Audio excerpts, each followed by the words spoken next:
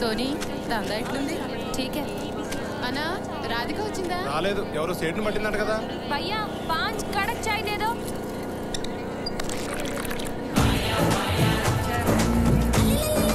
మీరు ఉండండి చూద్దాం. మీరు ఇక్కడికి ఎందుకు వచ్చారు? ఇది మీ అడ్డా కాదు కదా. అన్ని అడ్డాలు మాయే. ముందు మీ పనేదో మీరు చూసుకోండి. మనం ఉన్నాక వాళ్ళనెవరు రమ్మంటారే?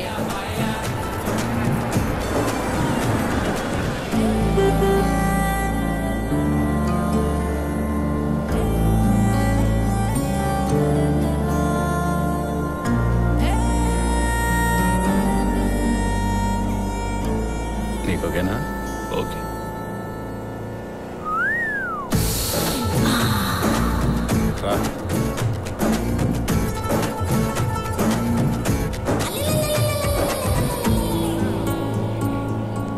ఎంత?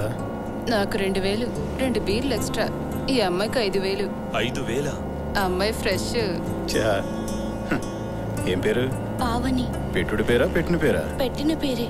మీకు కావాలా వద్దా చెప్పండి. నువ్వురా, కానీ మేమిద్దరం ఉంటాం. మేము ఏది చెప్తే అది చేయాలి. నువ్వు వెళ్ళు. ఇద్దరితో కుదరదు. కావాలంటే ఇంకొక అమ్మాయిని తీసుకెళ్ళండి.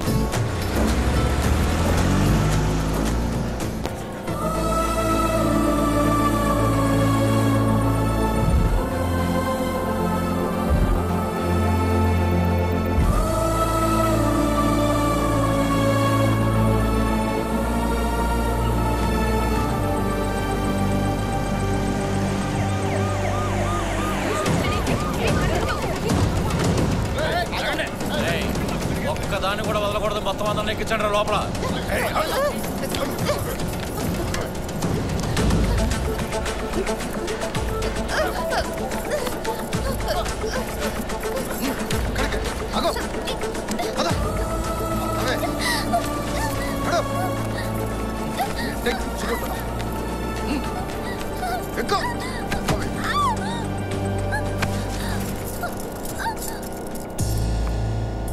ఏంటండి ఇది? పశువులు లాకెళ్తున్నారు. చా, నేను వదిలేసాను అనుకున్నావా? 30 years అమ్మా ఇక్కడ. రే, జీప్ ఎక్కించండి రా. నేను జర్నలిస్ట్ అండి. మరి వాళ్ళు లాయరు, డాక్టర్, కలెక్టర్ అనుకున్నావా? అంతేనా? ఇంకేమైనా ఉన్నాయా? మర్యాదగా జీప్ ఎక్కమ్మా. ఇంకో కాదండి, నిజంగా నేను జర్నలిస్ట్ ని. ఐడి కార్డు ఎక్కించండి రా. అయ్యో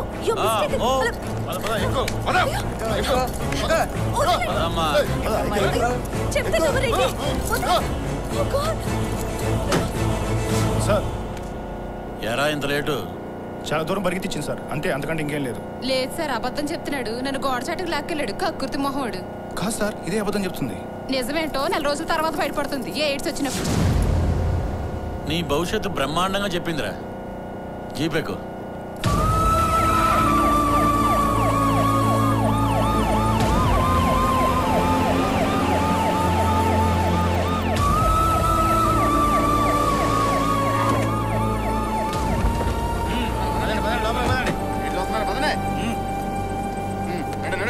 రండి.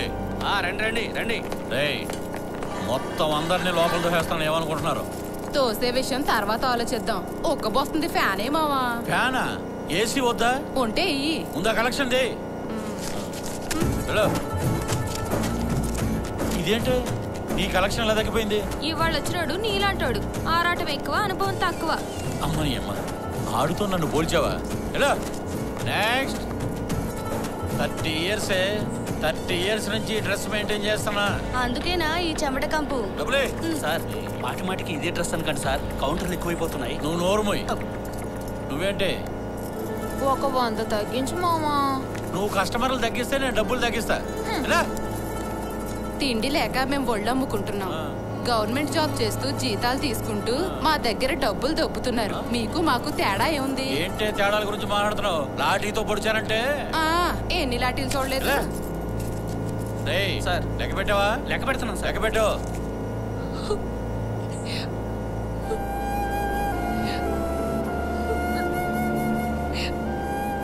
ఎందుకు ఏడుస్తున్నా?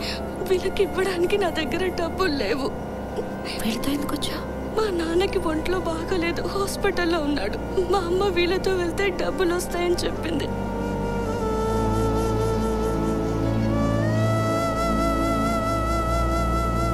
ఏంటా మాటలు?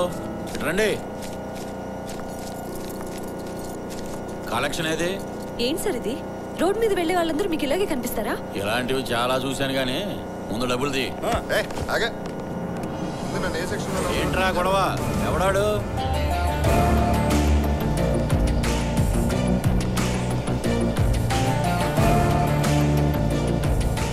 అమ్మని అమ్మ, ఈయనెందుకు తీసుకొచ్చారా 6 పేర్లు కానీ?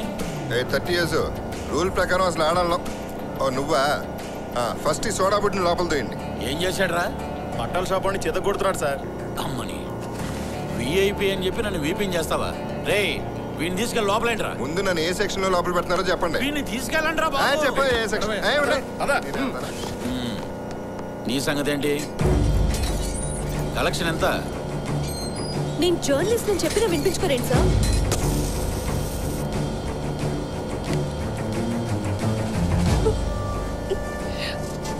నువ్వెందుకు వచ్చావమ్మా? ఈ అమ్మాయితో నీకు సంబంధం లేదు కదా, నువ్వు వెళ్ళిపో. నీ సంగతి ఏంటో తగ్గించుకుంటున్నావు. నువ్వేమైనా హై క్లాసా?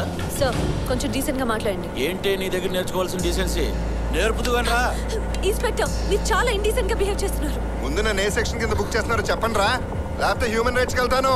ఉండవయ్యా, లేడీస్ ఫస్ట్, నీ సంగతి తర్వాత చూస్తాలే. మర్యాదగా చేయి వదలండి. పోలీస్ స్టేషన్ లో రేప్ చేయకూడదు. వీటితో చాలా ప్రాబ్లం ఉంది. రే వీడు నాకు బాగా మెంటలెక్కిస్తున్నాడు. అబ్బా ముందు నన్ను ఏ కేసులో బుక్ చేశారో చెప్పండి. రే వాడు మూడంతా పాడు చేస్తాడు, ముందు వాడి సంగతి చూడండి. చెయ్యొద్దులు.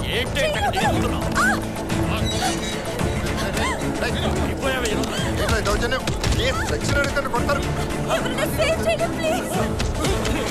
చెప్తాను కొడతారంట.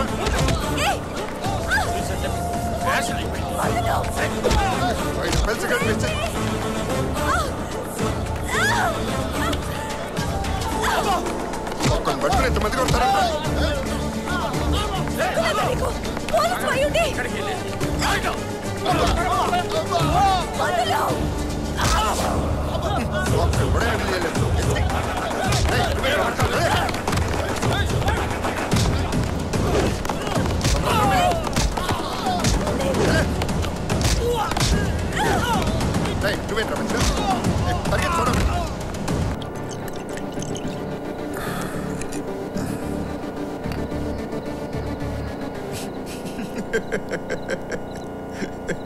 స్టోరీ బాగుందా?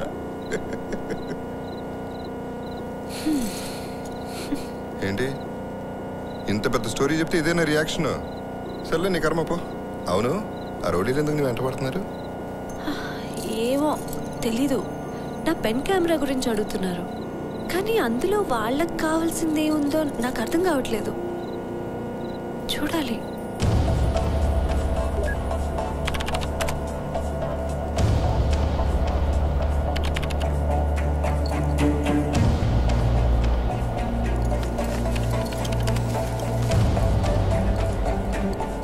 ఏంటి దీనికోసమైనా వాళ్ళని వెంటపడేది?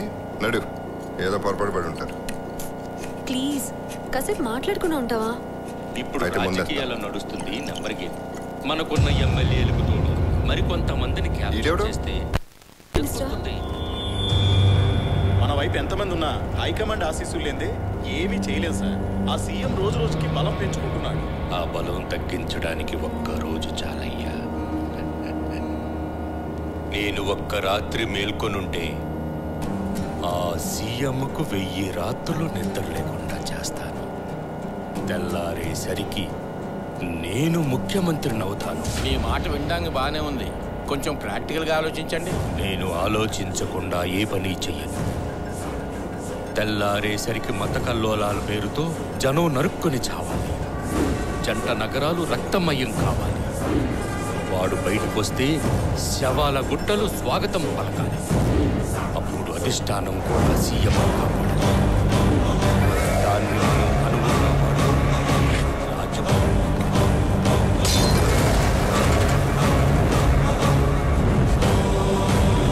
హలో ఇదిగో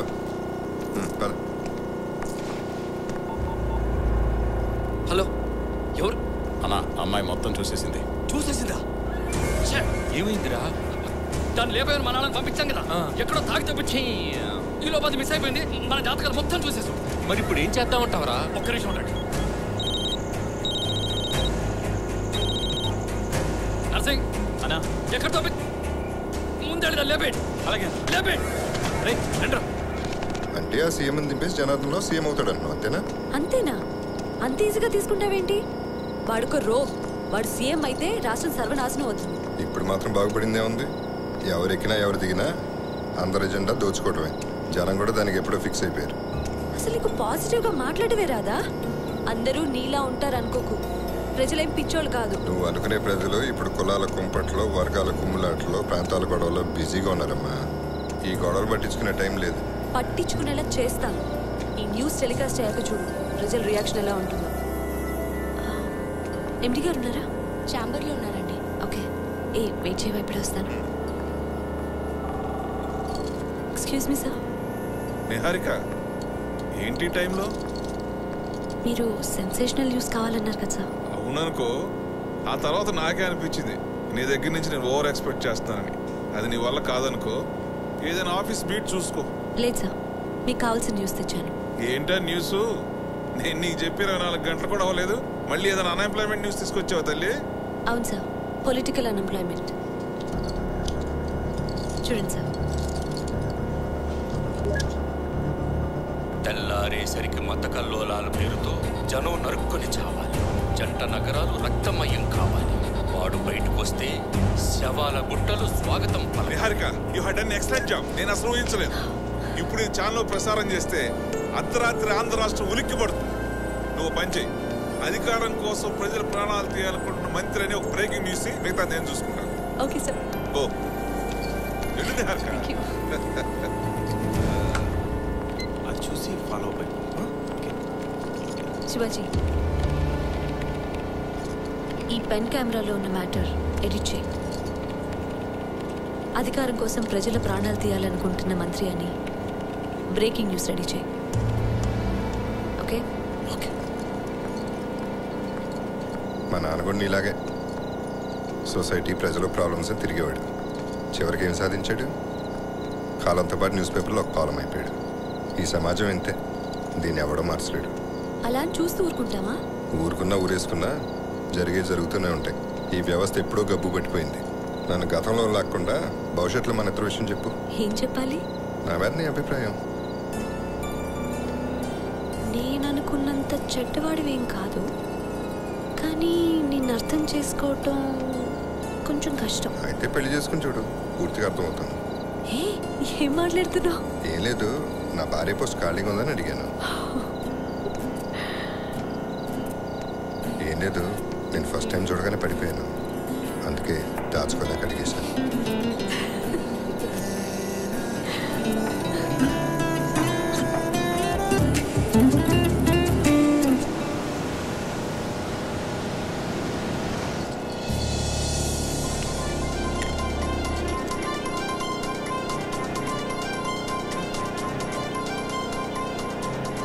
హలో.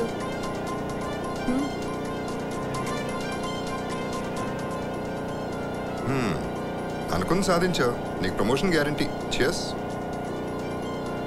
నాకు కావాల్సింది ప్రమోషన్ కాదు. ఈ దెబ్బతో ఆ జనార్దన్ రావు జైలుకి వెళ్తాడు, జరిగే మారిన హోమం ఆగిపోతుంది. నిహారిక, ఒక్క నిమిషం.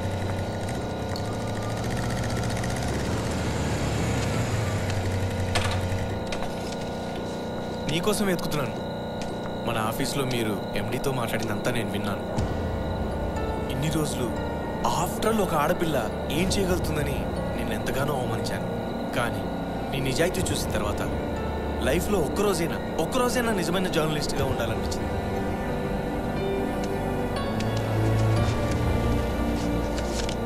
ఇదిగో, నువ్వెంతగానో కష్టపడి తెచ్చిన న్యూస్ ఈ సీడీలో ఉంది.